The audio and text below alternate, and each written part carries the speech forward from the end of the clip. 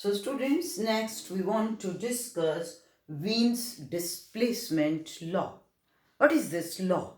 It states that wavelength corresponding to which intensity of emitted radiations is maximum is inversely proportional to temperature of hot body.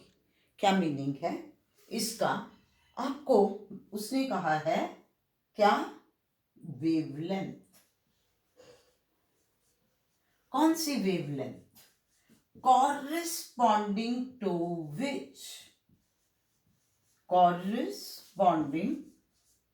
which intensity of emitted radiations is maximum. Emitted radiations is maximum. So this is inversely proportional to temperature of hot body. So lambda m, that is maximum, is inversely proportional to T. अब मेरे को पता है काफी students को ये point नहीं समझ आया होगा कि ये क्या बात हुई. Wavelength corresponding to which intensity of emitted radiations is maximum. बेटा याद करिए, जब हम बात करते हैं किसी भी हॉट बॉडी की तो हम उसमें कहते हैं कि it emits radiations of all possible wavelength, है ना. तो उसमें वो कहते हैं कि भाई 100 एंगस्ट्रॉम की रेडिएशंस भी एमिट कर रही है, राइट. और वो 1000 एंगस्ट्रॉम की रेडिएशंस भी एमिट कर रही है, और वो जो रेडिएशंस एमिट कर रही है वो 10,000 की भी कर रही है. तो अब if we plot the graph between lambda and E lambda, एक बॉडी हमने ले ली, मान लो this is hot body at a particular temperature T1. हम उसके लिए कंसिडर कर रहे हैं कि भाई किस किस वेवलेंथ की रेडिएशंस एमिट हो रही हैं उस बॉडी से, और उनकी energy emitted per second per unit area क्या है. तो जो ग्राफ है, that graph comes out to be like this. इस तरीके का ग्राफ आता है. तो दिस ग्राफ इज नॉट मतलब मीन्स वेरी सिमेट्रिक. तो अब यहां पर आप देखो तो ये जो है मैक्सिमम इंटेंसिटी है रेडिएशंस की. तो जो ये वेवलेंथ हो गई, this wavelength is lambda m. This is the wavelength corresponding to which intensity of emitted radiations is maximum. तो ये पॉइंट क्लियर हुआ. अब अगर आप इसी बॉडी का टेम्परेचर जो है वो इंक्रीज कर देते हो टू T2, तो फिर हम ये ग्राफ प्लॉट करते हैं, then this graph comes out to be like this. ये ऐसे चला जाता है. तो इसमें अब जो मैक्सिमम रेडिएशंस की वेवलेंथ है वो इस तरफ आ गई. क्या हो गई है? वो टेम्परेचर इंक्रीज हो गया और वेवलेंथ जो है वो रिड्यूस हो गई है. तो क्योंकि लैम्डा m मैक्सिमम वेवलेंथ नहीं है, wavelength corresponding to which energy emitted is maximum, क्या हो रही है? शिफ्ट हो रही है, डिस्प्लेस हो रही है. किसके साथ? With temperature of the body. इसलिए इसे क्या बोलते हैं? Displacement law. तो आई थिंक अब आपको इस ग्राफ के बाद क्लियर हो जाना चाहिए कि what is the meaning of lambda m. So जब आप ये देख रहे हो lambda m is inversely proportional to t, it means lambda m into t is constant and this constant is equal to b. और उसके साइंटिस्ट के नाम के पीछे this is known as Wien's displacement constant. इसको क्या बोलते हैं? इसे बोलते हैं Wien's constant, and value of this b comes out to be 2.898 into 10 raised power minus 3. What will be the units? इसके यूनिट्स हो गए मीटर और इसके हो गए के, तो इसलिए बी के यूनिट्स बन गए मीटर केल्विन। तो ये आपके पास आ गया वीन्स डिस्प्लेसमेंट लॉ। अब इसमें है कि what is the importance of this Wien's displacement law.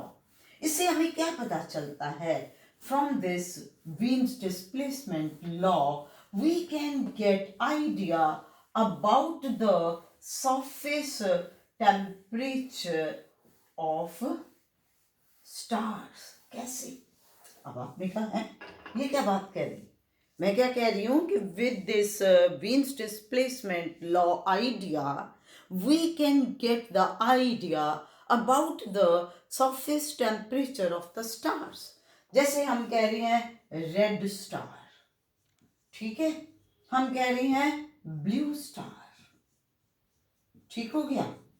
तो अब आप मेरे को बताइए इसमें से किस स्टार का सरफेस टेम्परेचर ज्यादा होगा?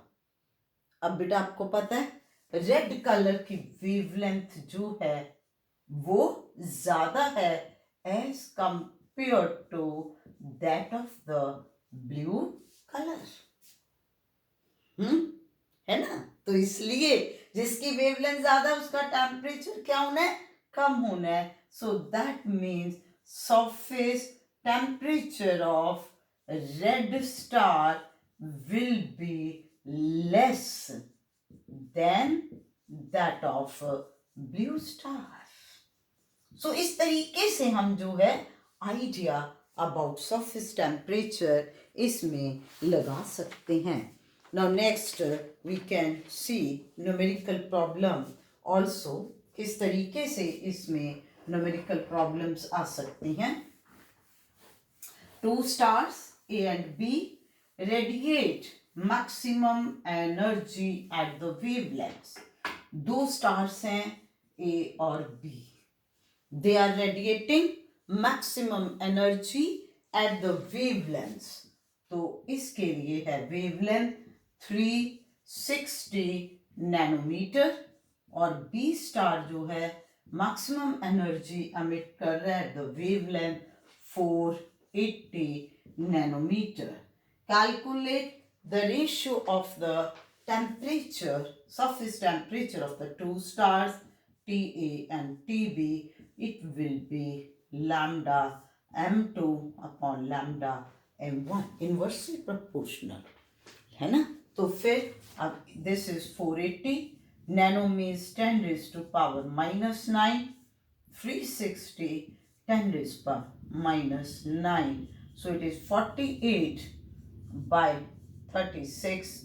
तो आपके पास ये क्या बन गया? 4:3। So the surface temperature of the two stars is in the ratio of 4:3. So this all is about Wien's displacement law, कि इससे हम आइडिया सरफेस टेम्परेचर का किस तरीके से लगा सकते हैं। So now last in this chapter of thermal properties we want to discuss some important facts. तो वो important facts क्या हैं?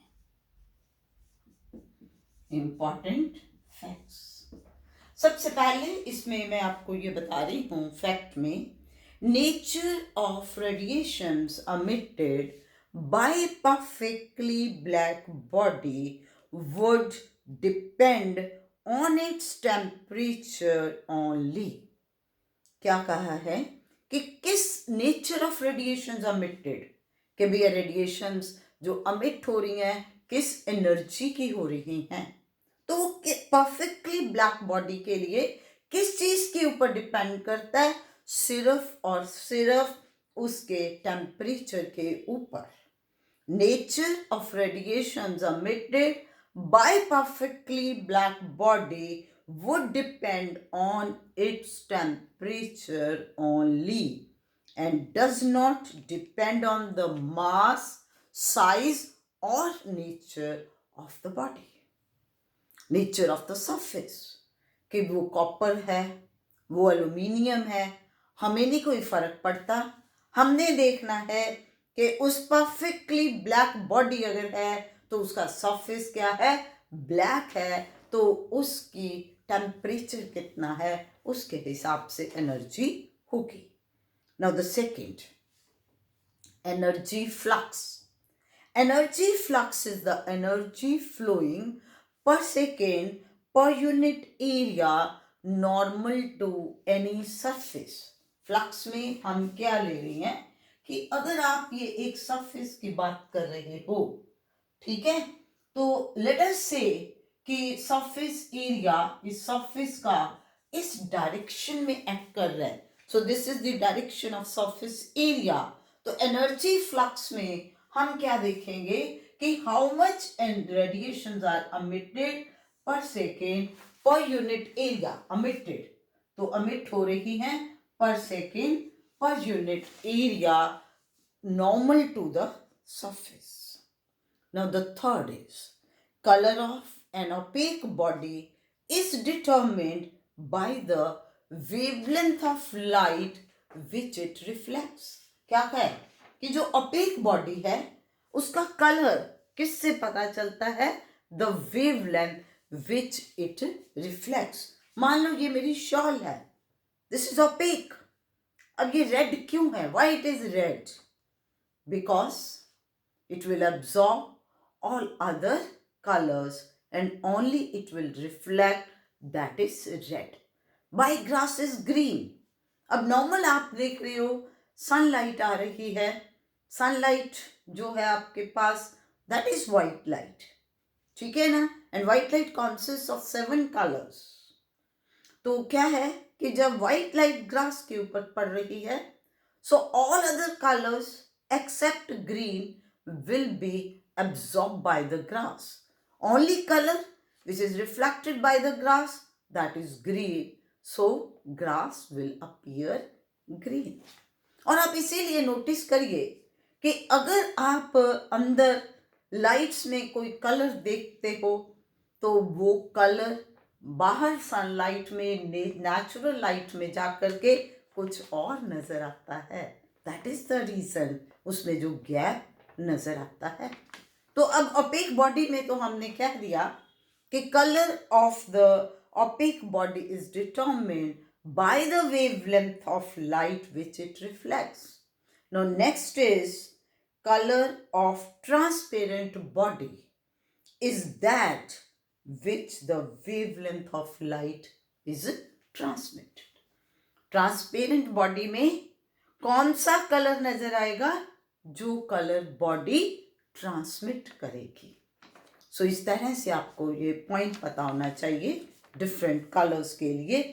और इसमें जैसे हम प्राइमरी कलर्स की बात करते हैं तो अगर आप रेड प्लस सियान लेते हैं तो ये आपके पास वाइट आ जाता है।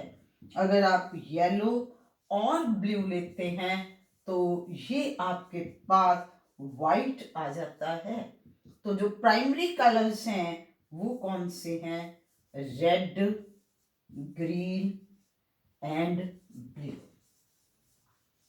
रेड, ग्रीन और ब्लू जो है वो प्राइमरी कलर्स हैं।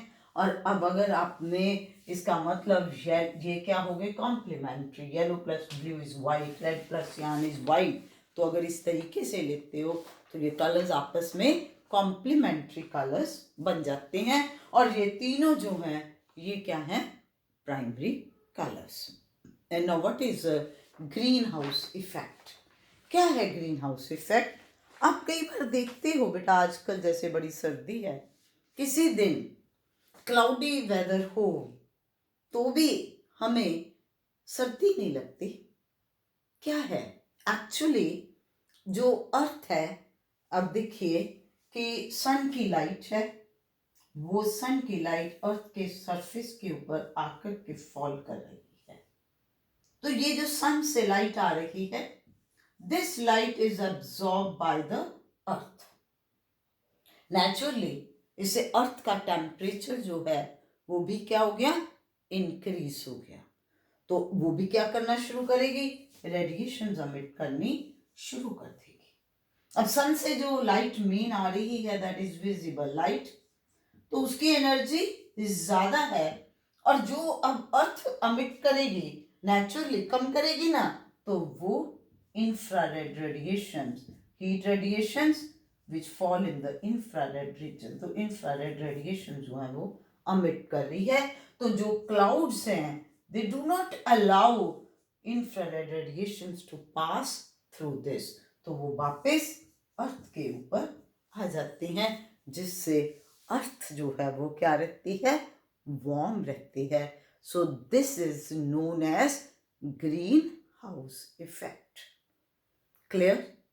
तो ये बेटे आपके पास सारा थर्मल प्रॉपर्टीज ऑफ मैटर, जिसमें आपने बात की कैलोरीमेट्री की, आपने बात की स्पेसिफिक हीट की, लेटेंट हीट की, और आपने इसमें बात की डिफरेंट स्टेट्स ऑफ मैटर की, कि कौन कौन सी स्टेट्स हैं, किस तरीके से हमने इसमें सारा कंबाइन करके चलना है। हमने बात की फ्लो ऑफ हीट की, थर्मल रेडिएशंस की, modes of transmission of heat की। So thanks a lot, thank you very much.